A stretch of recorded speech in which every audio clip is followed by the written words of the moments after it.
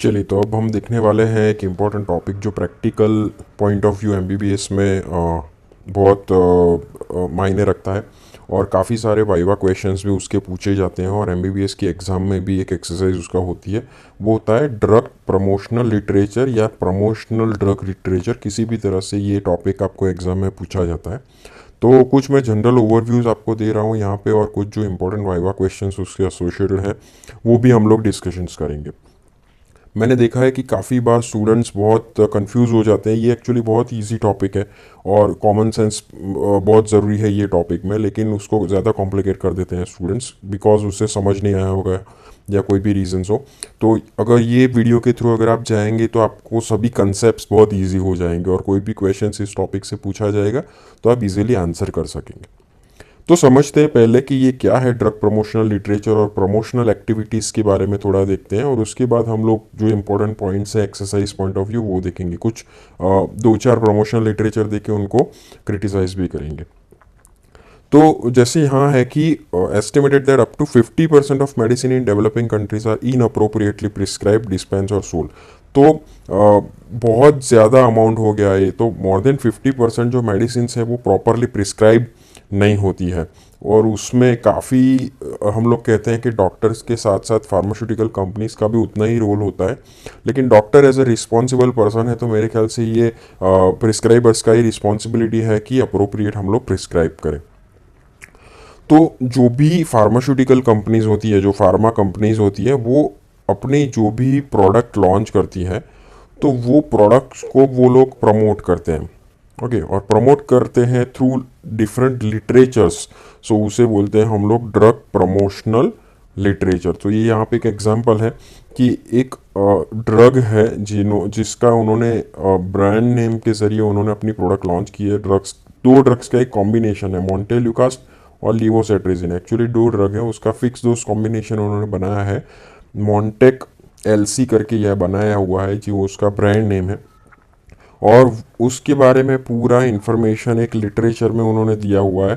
सो इससे हम लोग बोलते हैं ड्रग प्रमोशनल लिटरेचर। सो कई बार स्टूडेंट्स कंफ्यूज हो जाते हैं कि ड्रग प्रमोशनल लिटरेचर क्या है। तो ऐसी प्रमोशनल एक्टिविटी के लिए एक जो लिटरेचर बनाया जाता है जो फार्मा कंपनीज बनाती है।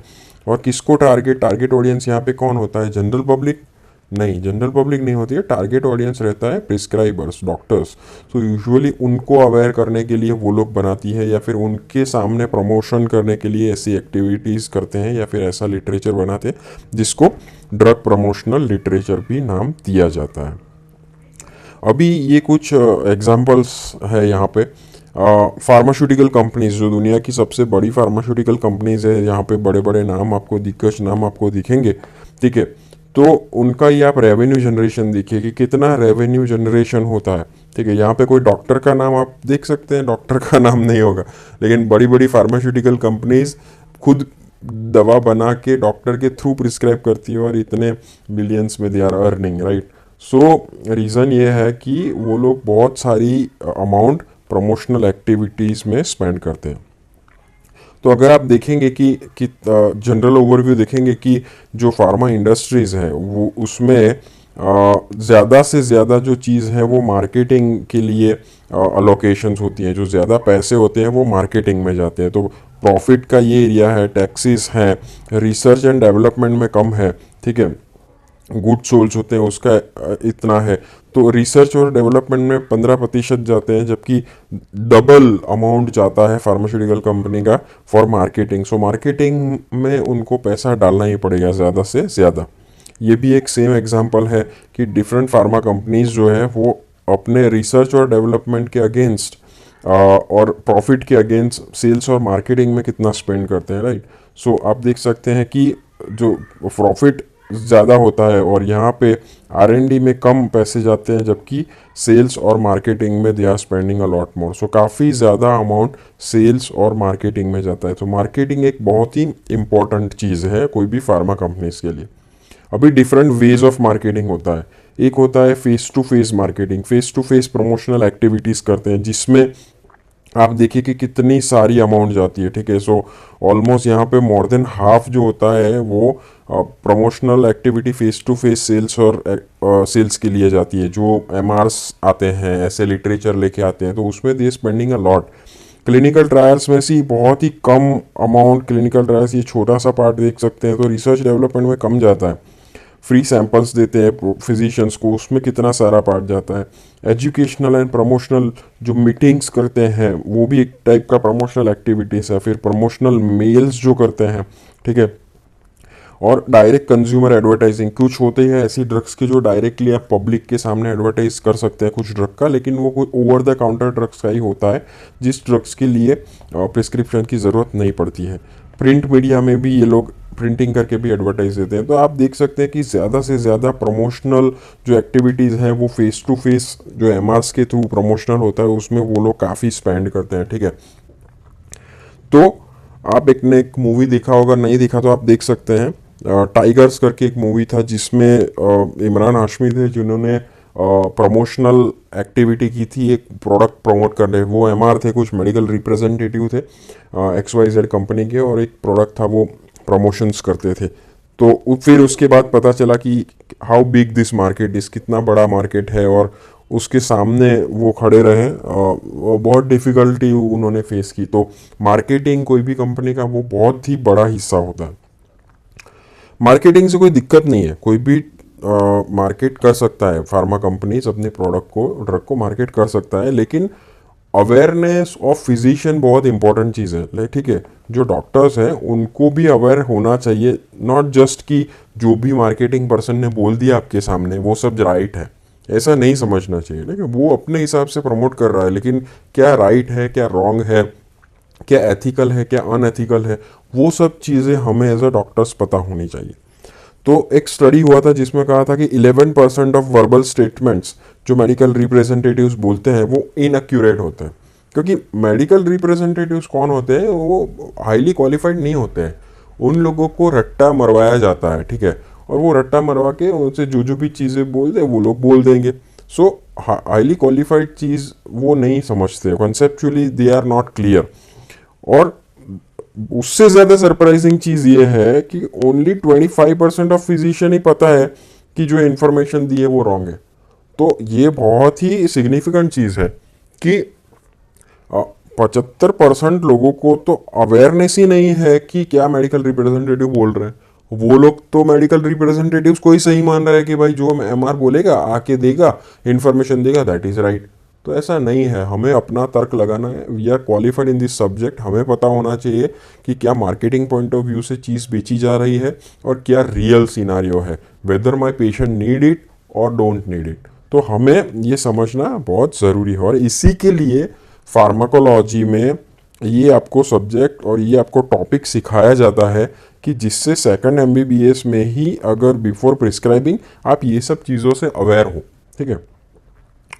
तो क्या है प्रमोशन और क्यों प्रमोशन किया जाता है? तो WHO ने प्रमोशन का डेफिनेशन एक दिया है कि क्या है।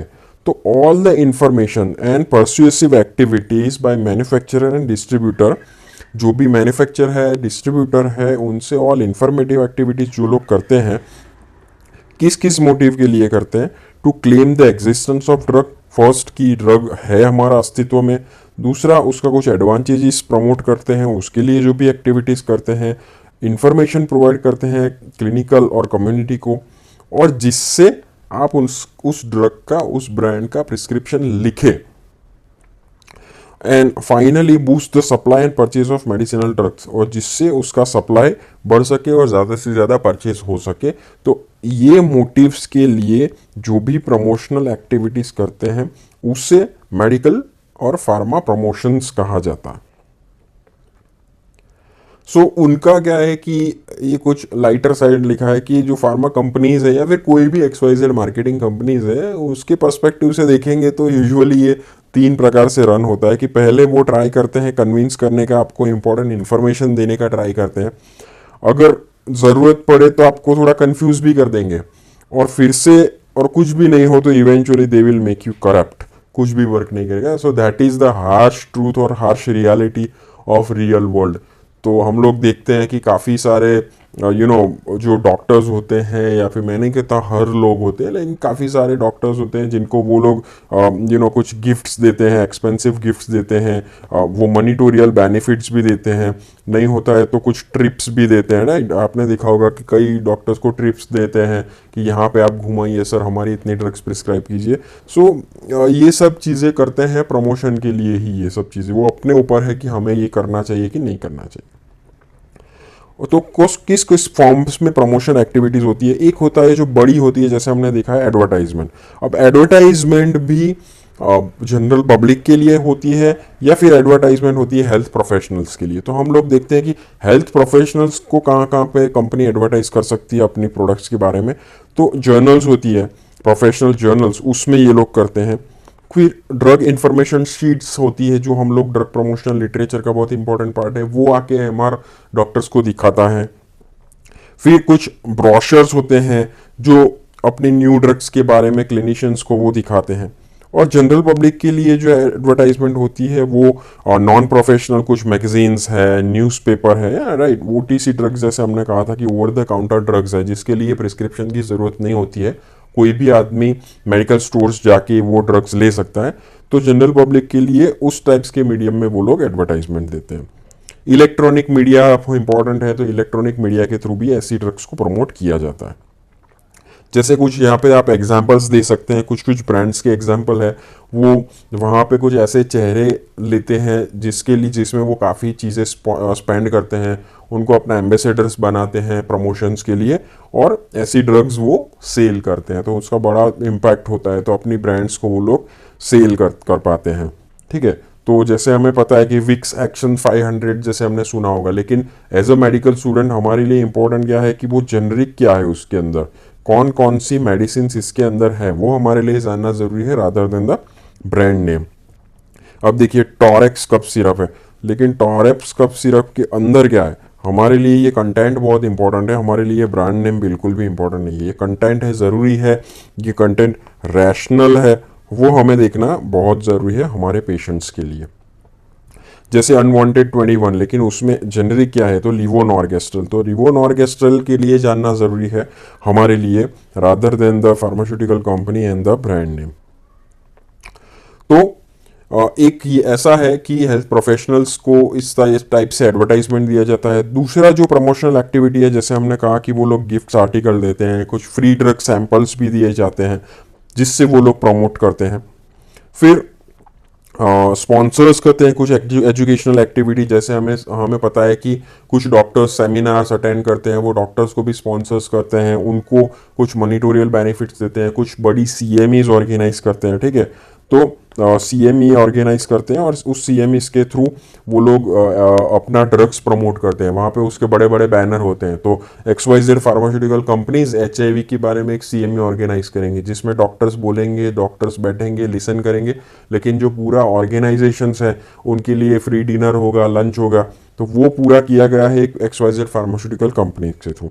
टूर्स ऑर्गेनाइज करती है, तो ऐसी ही कुछ प्रमोशनल एक्टिविटीज करते हैं। MRs विजिट करते हैं, उससे भी प्रमोशन होता है। मेल्स करते हैं डायरेक्टली आपके ऊपर, एग्जीबिशंस रखते हैं, प्रोफेशनल मीटिंग्स रखते हैं, राइट। सो उस टाइप से डिफरेंट एक्टिविटीज़ की जाती है। जैसे आप देख सकते हैं कि स्मॉल गिफ्ट्स देते हैं, लेकिन उसके ऊपर भी अपनी कंपनीज की या प्रोडक्ट के वो जो मेन उसका एम ये होता है कि उसके थ्रू उसका प्रमोशन हो। जो मैंने एग्जांपल दिया कि ऐसे CMEs या कंटिन्यूस मेडिकल एजुकेशन सेमिनार्स होते हैं जहाँ पे डॉक्टर्स या फिर हाईली क्वालिफाइड प्रोफेशनल्स होते हैं, लेकिन अपनी ड्रग्स का वो लोग प्रमोशंस करते हैं। सो जो ड्रग प्रमोशनल लिटरेचर है, वो पैम्पलेट्स, जो प्रमोशनल लिटरेचर मीन्स की रिटर्न चीज़ होती है या प्रिंटेड चीज़ होती है, वो लिटरेचर फॉर्म में होती है, जो हमें मेनली इवेल्यूएट करना होता है। वो या तो पैम्पलेट्स होते हैं, या लीव बिहाइंड लिफलेट्स, जाते वक्त एक छोटा सा लिफलेट बेचते हैं, ब्रोशर होता है ड्रग का, ड्रग रिमाइंडर होता है, ड्रग ऑलरेडी मार्केट में आ चुकी होती है, उसको सिर्फ रिमाइंड करवाना कि सर सर हमारी ये ड्रग्स हैं, ऑलरेडी मार्केट में है, ये आप लिखिए। चार्ट्स के फॉर्म में इंफॉर्मेशन होती है, कुछ सीडीज या स्लाइड या आईपैड के ऊपर भी, अब तो इलेक्ट्रॉनिक ज़माना आ गया है, तो आईपैड के ऊपर ही डायरेक्टली वो लोग दिखाते हैं इंफॉर्मेशंस। साइंटिफिक पेपर्स होते हैं, या प्रोडक्ट मोनोग्राफ्स होते हैं, कुछ चार्ट्स या लिफलेट्स या फिर उसके ग्राफिकल रिप्रेजेंटेशन होता है उसके डेटा का। So all this promotional activity जो लिटरेचर फॉर्म में होती है उसे हम लोग ड्रग प्रमोशनल लिटरेचर बोलते हैं। तो जैसे हमने बात की कि जो ड्रग्स हैं वो डेवलपमेंट उसका जो होता है वो रिसर्च एंड डेवलपमेंट होके क्वालिटी कंट्रोल से पास होके काफ़ी सारे फेजेस में से पास होके इवेंचुअली मार्केटिंग फेज में जाता है, और मार्केटिंग फेज में ऐसे मेडिकल रिप्रेजेंटेटिव्स को ट्रेन किए जाते हैं और फिर वो अपना सूट वूट पहन के डॉक्टर्स के पास आते हैं। लेकिन हमारी रिस्पॉन्सिबिलिटी है कि हम वो जो इन्फॉर्मेशन हमें भेज रहे हैं वो प्रॉपर है या नहीं, वो हमारी एबिलिटी होनी चाहिए कि वो हम चेक कर सकें। सो इस टाइप का एक प्रमोशनल लिटरेचर होता है जिसमें जनरल काफ़ी सारी इन्फॉर्मेशन पेश की जाती है आपके सामने। तो अब क्वेश्चन ये है कि अब हम ये इन्फॉर्मेशन प्रॉपर है, ये इन्फॉर्मेशन रैशनल है, ये इन्फॉर्मेशन में कुछ मिसिंग है, how this information can be improved, तो वो सब चीज़ें हमें पहले पता होनी चाहिए। तो ड्रग जो एडवर्टाइजमेंट है वो यूजुअली जो हमें पता है कि वो दो फॉर्म में की जाती है। तो इन्फॉर्मेशन हमें पहले डिसाइड करना पड़ेगा जो हमारे पास ड्रग प्रमोशनल लिटरेचर आ रहा है वो न्यू ड्रग का है या फिर कोई रिमाइंडर ड्रग का है, तो उसी हिसाब से हम लोग उसको इवेल्युएट कर पाएंगे। तो देख लेते हैं कि रिमाइंडर एडवर्टाइजमेंट या फिर रिमाइंडर पीडीएल क्या होता है। सो कोई भी ड्रग्स न्यू ड्रग की तरह कंसिडर की जाती है up to 4 years of date of its time of approval. उसका अप्रूवल मिलता है तो 4 साल तक उसको न्यू ड्रग की तरह कंसीडर की जाती है, ठीक है। और it's inclusion into Indian pharmacopoeia which ever is earlier. So उस टाइम के दौरान क्या होता है कि ड्रग कंपनी सिर्फ रिमाइंडर बेचती है, अपनी प्रोडक्ट का रिमाइंडर बेचती है डॉक्टर्स को, और इसे रिमाइंडर एडवर्टाइजमेंट ही कहा जाता है। सो अप टू 4 years जो है वो न्यू ड्रग्स की तरह लिया जाता है और उसको सिर्फ रिमाइंडर के तौर पे प्रमोट किया जाता है। तो रिमाइंडर्स में क्या ज़्यादा इन्फॉर्मेशन नहीं रहता है, तो रिमाइंडर्स में आपको सिर्फ पता होना चाहिए कि बेसिक इन्फॉर्मेशन ही रहता है कि एक तो जेनरिक नेम क्या है, ब्रांड नेम ड्रग का क्या है, कुछ दूसरा एक्टिव इंग्रेडिएंट है या फिर मल्टीपल एक्टिव इंग्रेडिएंट्स है तो क्या है, और मैन्युफैक्चरर का एड्रेस और distributor for receiving the information. So इतनी ही इंफॉर्मेशन एक रिमाइंडर एडवर्टाइजमेंट में होती है। जैसे एक एग्जांपल है, तो यहाँ पे ज़्यादा इन्फॉर्मेशन नहीं होती, this is just a reminder pamphlet.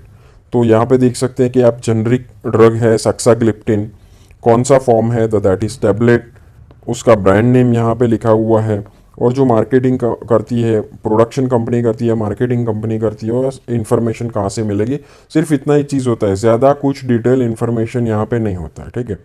जैसे उसमें कौन से प्राइस क्या है और उसका एडवर्स ड्रग रिएक्शंस क्या है, इंडिकेशंस क्या है, ये सब चीज़ें नहीं होती है, वो हम लोग देखेंगे जो न्यू ड्रग्स होती है उसके अंदर वो चीज़ होती है। ये रिमाइंडर एड में वो सब नहीं होता है। तो जब भी वो रिमाइंडर होता है तो आपको देखना होता है कि रिमाइंडर में बहुत लिमिटेड इन्फॉर्मेशन होती है। तो यूजुअली ये रिमाइंडर आपको नहीं दिए जाते हैं एक्सरसाइज के फॉर्म में। एक्सरसाइज के फॉर्म में आपको हमेशा मोस्टली न्यू ड्रग्स ही देंगे, क्योंकि न्यू ड्रग्स में काफ़ी सारी इन्फॉर्मेशंस होती है और कुछ मिसिंग हो तो आपको पता चल जाए। तो किस तरह से हमें इवेल्युएट करना चाहिए कोई भी ड्रग प्रमोशनल लिटरेचर को, तो हम लोग वन बाय वन देखते हैं। तो कौन कौन सी चीज़ें हमें देखनी है, तो पहले देखना है कि कोई भी ड्रग प्रमोशनल लिटरेचर में जिसका प्रमोशन किया जाता है तो पहले उसका ब्रांड नेम दिया है कि नहीं। तो इम्पोर्टेंट चीज़ है कि ब्रांड नेम दिया है कि नहीं, फिर उसका जेनरिक नेम दिया है कि नहीं, वो बहुत इंपॉर्टेंट चीज़ है। इसके साथ साथ कुछ नॉन फार्मास्यूटिकल कंटेंट्स भी होते हैं उस फॉर्मुलेशंस में, तो और कोई एक्टिव इंग्रेडिएंट है कि नहीं, मैन्युफैक्चरर्स का नेम और एड्रेस है कि नहीं, डिस्ट्रीब्यूटर दिया है कि नहीं। सो ये सब चीज़ें देखना है। Whether the information provided new drug के बारे में, तो कुछ उसमें मिसिंग पॉइंट्स है कि नहीं वो आपको चेक करना है। कि हम लोग अब वन बाय वन देखेंगे कि क्या क्या इंपॉर्टेंट चीज़ें हैं और कुछ मिसिंग है कि नहीं वो आपको देखना है। जैसे एक्टिव इंग्रेडिएंट्स है, कुछ रजाइम है, तो कौन से अमाउंट में वो एक्टिव इंग्रेडिएंट है वो आपको देखना है। दूसरे कोई ऐसे इंग्रेडिएंट्स है जो कुछ प्रॉब्लम कर सकते हैं वो देखना है। फिर उसके यूजेस प्रोवाइड किए हैं कि नहीं वो भी आपको देखना है। डोजेज फॉर्म इंपॉर्टेंट चीज़ क्या है, वो कई बार स्टूडेंट्स मिस कर देते हैं कि टैबलेट है, सिरप है, इंजेक्शंस है, क्या है। तो डोजेज फॉर्म और उसका रेजिमेन दिया हुआ है या नहीं, उससे होने वाले एडवर्स ड्रग रिएक्शंस कुछ वो इंक्लूड किए हैं कि नहीं। यूजुअली क्या होता है कि नेगेटिव साइड प्रमोशनल एक्टिविटीज़ में इंक्लूड नहीं करते हैं, लेकिन जो आइडियल प्रिस्क्रिप्शन रहता है उसमें ये होना चाहिए। उसके बारे में कुछ प्रिकॉशंस, कॉन्ट्राइंडिकेशंस, वार्निंग जो भी है वो इंक्लूड किए हैं कि नहीं। कोई ड्रग इंटरेक्शंस मेजर होते हैं तो वो इंक्लूड किए हैं कि नहीं। उन्होंने कुछ क्लेम्स किए हैं। अब स्टूडेंट्स कई बार कंफ्यूज हो जाते हैं कि सर क्लेम्स क्या होता है। तो क्लेम्स ऐसे होते हैं एडवर्टाइजमेंट में, हम कुछ एग्जांपल्स लेके भी देखेंगे कि जो भी ड्रग प्रमोशन लिटरेचर में ऐसा कुछ लिखा होता है कि हमारी ड्रग्स 24 आवर्स तक इफेक्टिव है, हमारी ड्रग्स इतनी यूजफुल है ये कंडीशंस में, हमारी ड्रग्स इसकी कंपैरिजन में बेस्ट है, हमारी ड्रग सबसे ज़्यादा इफेक्टिव है। तो ऐसी जो भी चीज़ें उसमें इंफॉर्मेटिव के तौर पे दी जाती है उससे हम लोग बोलते हैं क्लेम्स। तो क्लेम्स करना बुरी बात नहीं है, कोई भी एडवर्टाइजमेंट होगा तो उसमें क्लेम होगा ही, लेकिन इंपॉर्टेंट चीज़ ये है कि वो क्लेम्स को जस्टिफाई कैसे करते हैं, उसको जस्टिफाई किया गया है कि नहीं, वो इंपॉर्टेंट चीज़ है। तो उसको जस्टिफाई करने के लिए कुछ रेफरेंस दिए हैं कि नहीं, तो रेफरेंस है कि नहीं वो हमें देखना है, और वो रेफरेंस भी ऑथेंटिक है, उसकी ऑथेंटिसिटी, तो उसका ऑथेंटिसिटी भी हमें देखना है। तो क्लेम्स देना नेगेटिव चीज़ नहीं है, हर कोई क्लेम्स कर सकता है, लेकिन क्लेम्स जस्टिफाइड है, वहाँ पे कुछ रेफरेंसेस दिए हैं, कुछ ऑथेंटिक जर्नल्स के रेफरेंस है, if yes then it's good to go. ठीक है, सो ये होता है क्लेम्स के बारे में। फिर जो नेक्स्ट चीज़ आती है वो है कैची टर्म। काफ़ी सारे प्रमोशनल लिटरेचर्स होते हैं जिसमें कैची टर्म्स होते हैं। कैची टर्म्स मीन्स कि उसका कुछ इंपॉर्टेंस नहीं होता है, जस्ट अट्रैक्टिव बनाने के लिए कैची टर्म्स ये लोग यूज करते हैं। जैसे यहाँ पे लिखा हुआ है antibiotic with excellent vision, the power without compromises, 3 dimensional benefit, speed with certainty. So ऐसे कुछ वर्ड्स, ऐसी कुछ टर्म्स यूज की जाती है कि जिसका फार्माकोलॉजिकल कुछ ज्यादा इंपॉर्टेंस नहीं है, लेकिन उसको ड्रग प्रमोशनल लिटरेचर को ज्यादा कैची बनाने के लिए, ज्यादा आई कैची बनाने के लिए ऐसे कैची टर्म्स यूज किए जाते हैं। वो ना हो तो भी अच्छा है, और ज्यादा उसका इंपॉर्टेंस नहीं है। तो अगर आपको एग्जाम में पूछे कि कैची टर्म होना जरूरी है तो यू कैन से कि नहीं, वो जरूरी नहीं है, सिर्फ समझना जरूरी है कि क्या कैची टर्म्स है। फिर हमें देखना है कि कुछ इलिस्ट्रेशंस दिए गए हैं, पिक्चर्स दिए गए हैं, और ग्राफिक्स जो यूज किए गए हैं वो रिलेवेंट है कि नहीं। कई बार हम लोग देखते हैं कि कुछ पिक्चर्स जो होते हैं वो बहुत इररिलेवेंट दिए होते हैं। इररिलेवेंट मीन्स, अब इररिलेवेंट बहुत सब्जेक्टिव चीज है, लेकिन रिलेवेंट क्या कहते हैं, जैसे रिलेवेंट किसे किसे कहते हैं, अगर कोई भी जो प्रोडक्ट है तो उसके डोजेज फॉर्म्स दिए गए हैं, और जैसे और कोई डोजेज फॉर्म उसके इंजेक्शन दिया गया हो, ट्यूब फॉर्म में दिया गया हो, लिक्विड फॉर्म, पाउडर फॉर्म, तो अगर उसका पिक्टोरियल रिप्रेजेंटेटिव है तो वो रिलेवेंट है। कोई मैकेनिज्म ऑफ एक्शन दिया गया है वो ड्रग के बारे में तो रिलेवेंट है। उसका कोई एडीआर का पिक्चर दिया गया है तो वो रिलेवेंट है। लेकिन कोई आदमी खड़ा है पिक्चर लेके, सीजर लेके, इंटेस्टाइन का फोटो दिया है, राइट, तो वो सब चीजें इररिलेवेंट है। यू नो इंटेस्टाइन, एसिडिटी में ये लोग इंटेस्टाइन का पिक्चर देते हैं, क्यों भाई इंटेस्टाइन का पिक्चर देना क्यों जरूरी है? We are doctors, we know कि एसिडिटी की ड्रग्स कहाँ पे यूज होती है। लेकिन अगर आप उसका मैकेनिज्म ऑफ एक्शन, एडीआर, ये सब चीजें रखोगे तो वो ज्यादा इंपॉर्टेंट है। ठीक, तो उसे हम लोग बोलते हैं रिलेवेंट पिक्चर्स। सो रिलेवेंट पिक्चर्स है या नहीं उसके ऊपर कमेंट करना भी जरूरी है। फिर होता है हमें देखना है कि ये सिंगल प्रोडक्ट है या फिर कॉम्बिनेशन ऑफ प्रोडक्ट है। अगर कॉम्बिनेशन ऑफ प्रोडक्ट है तो वो रैशनल है कि नहीं, उसका रैशनैलिटी हमने देखना है कि दोनों ड्रग कंबाइन करने का कोई एडेड एडवांटेज है या ऐसे ही कोई भी ड्रग कंबाइन कर दी है। फिर डेटा कोई भी देख तो उसका प्रेजेंटेशन हमें देखना है कि किस टाइप के प्रेजेंटेशन दिए गए, जैसे पाई डायग्राम, हिस्टोग्राम, ऐसे उसका कुछ प्रेजेंटेशंस किया गया है, और साथ में उसका कुछ स्टैटिस्टिकल रिप्रेजेंटेशंस भी है कि नहीं, तो वो भी हमें चेक करना है। अगर है तो वो बहुत बढ़िया चीज़ की आ जाती है। फिर उसके बाद हमें देखना है कि रेफरेंसेस, जैसे हमने बात की थी कि रेफरेंसेस दिए हैं कि नहीं, और रेफरेंसेस हमें देखना है कि ऑथेंटिक है कि नहीं। वो कैसे पता चलेंगे कि वो रेफरेंसेस कोई स्टैंडर्ड जर्नल्स के हैं या नहीं। जैसे कुछ स्टैंडर्ड जर्नल्स का यहाँ पे मैं नाम मेंशन कर रहा हूँ, तो ऐसे कुछ स्टैंडर्ड जर्नल्स के हैं या कोई फालतू जर्नल्स के रेफरेंसेस उन्होंने भेज दिए हैं, तो वो भी ऑथेंटिसिटी चेक करना हमारा काम है। ठीक है, फिर पोस्ट मार्केटिंग सर्वेलेंस, जब भी ड्रग्स हमें जैसे पता है कि क्लिनिकल ट्रायल्स में से बाहर आती है तो फेज 4 जो होता है वो पोस्ट मार्केटिंग फेज होता है, तो उसके कुछ डेटा उन्होंने रखे हैं कि नहीं, वो डेटा भी ऑथेंटिक है कि नहीं, ठीक है। और कुछ उन्होंने चीज़ें लिखी होती है कि नो एडवर्स इफेक्ट्स या फिर फ्री फ्रॉम साइड इफेक्ट्स, तो ऐसा होता ही नहीं है। जैसे हमें पता है कि कोई ड्रग्स ऐसी नहीं है कि जो फ्री फ्रॉम साइड इफेक्ट्स हो, तो ये सब जो क्लेम्स होते हैं वो नेगेटिव क्लेम्स होते हैं, और इस टाइप के ड्रग प्रमोशनल लिटरेचर को हमें प्रॉपरली इवेल्युएट करना चाहिए।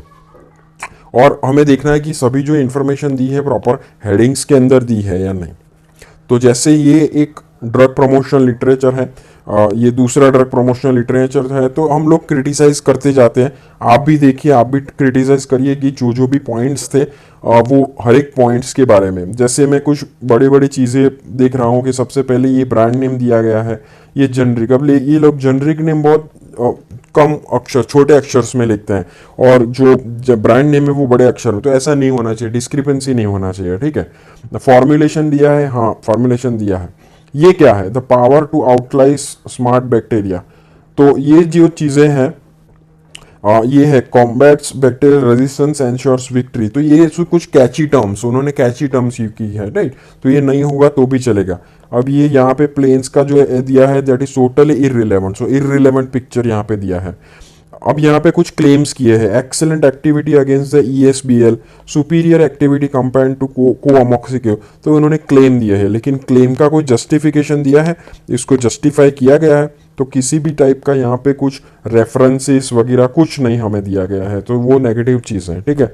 यहाँ पे जो कंपनी ने बनाया है वो कंपनी के बारे में कोई इन्फॉर्मेशन नहीं दी है, ADR के बारे में कोई भी इन्फॉर्मेशन नहीं दिया गया है, उसका वार्निंग्स या कुछ भी उसका इंटरेक्शंस, वो सब चीज़ यहाँ पे मिसिंग है, तो वो सभी चीज़ यहाँ पे मिसिंग है, कुछ सिर्फ इंडिकेशंस दिए गए हैं। तो ये ड्रग प्रमोशनल में काफ़ी सारी चीज़ें मिसिंग है और काफ़ी सारी चीज़ें ऐसे इम्प्रूव कर सकते हैं। दूसरा ड्रग प्रमोशनल लिटरेचर है, यहाँ पे आप देख सकते हैं, यहाँ पे क्या है कि ब्रांड नेम दिया गया है, जेनरिक नेम दिया गया है, फॉर्मुलेशन दिया गया है, ये बहुत इररिलेवेंट चीज़ है। The key answers to several infections, ये कैची टर्म यूज़ किया गया है, पिक्चर इररिलेवेंट है। जो फार्मास्यूटिकल कंपनी के बारे में कोई भी इंफॉर्मेशन नहीं है, जैसे हमने कहा था ये कुछ क्लेम्स किए गए हैं, लेकिन क्लेम्स का कोई रेफरेंसेस और उसका ऑथेंटिसिटी चेक करने का कोई मतलब नहीं है। इंडिकेशन दिए हैं लेकिन इंटरैक्शंस के बारे में कुछ इंफॉर्मेशन नहीं है, वार्निंग्स, ADRs, प्रिकॉशंस, वो कुछ भी इंफॉर्मेशन यहाँ पे दिया गया नहीं है, तो काफ़ी सारी मिसिंग चीज़ें हैं एंड पिक्चर इज इररिलेवेंट। ये एक अच्छा है जिसके बारे में मैं आपको एग्जांपल देता हूँ कि जो कुछ अच्छे ड्रग प्रमोशन लिटरेचर होते हैं उसमें क्या होता है। तो जैसे आप यहाँ पे देख सकते हो कि यहाँ पे एक इम्पोर्टेंट प्रोडक्ट है जिसके बारे में इंफॉर्मेशन दी गई है। अभी यहाँ पे ये क्या है, तो कुछ ड्रग प्रमोशन लिटरेचर में आप देखो तो यहाँ के क्या गया, तो ये अच्छा ड्रग प्रमोशन लिटरेचर है। क्यों, देखिए क्योंकि यहाँ पे इंडिकेशंस दिए गए हैं उसके बारे में, dosage, administration, regime, warnings, contraindications, drug interaction, so काफ़ी सारी चीज़ें दी गई है। जो कंपनी है उसके बारे में इंफॉर्मेशन दी गई है, और सबसे ज़्यादा इंपॉर्टेंट क्या है कि उन्होंने जो क्लेम्स किया है उसका पूरा रेफरेंस यहाँ पे दिया है, तो पूरा एक आर्टिकल का बारे में इंफॉर्मेशन दिया है, और वो आर्टिकल कहाँ का है, वो जर्नल के बारे में भी लिखा है। तो ये सब छोटी छोटी चीज़ें बहुत इवेल्युएट करना जरूरी है। तो जर्नल भी है, ये जर्नल है जो ऑथेंटिक है, और उसके बारे में इंफॉर्मेशन भी दिया गया है। सो जो रेफरेंसेस हैं उन्होंने क्लेम्स जो है वो रेफरेंसेस के थ्रू जस्टिफाई किया है, तो ये अच्छी चीज़ है, that is a good point, ठीक है। तो मैं इसीलिए ये आर्टिकल में ये ड्रग प्रमोशनल यहाँ पे लिखा है कि अच्छी चीज़ें क्या है वो आप देख सके, कौन कौन सी चीज़ें उन्होंने इंक्लूड की है वो देख सके। जो प्रीवियस DPLs थे उसमें काफ़ी सारी इन्फॉर्मेशन मिसिंग थी, इसमें काफ़ी सारी इन्फॉर्मेशन दे रखी है। जैसे यहाँ पे देखिए काफ़ी सारी इन्फॉर्मेशन मिसिंग है, इररिलेवेंट पिक्चर्स है, अननेसेसरी कैची टर्म्स है, जो भी क्लेम्स किए गए हैं, लेकिन यहाँ पे रेफरेंसेस दिया है, देखिए यहाँ पे रेफरेंस दिया है, तो ये अच्छी बात है, तो यहाँ पे जस्टिफाई किया है। इंडिकेशंस है, लेकिन यहाँ पे कॉन्ट्रा इंडिकेशंस, वार्निंग, प्रिकॉशंस, ये कुछ नहीं दिया गया है, ठीक।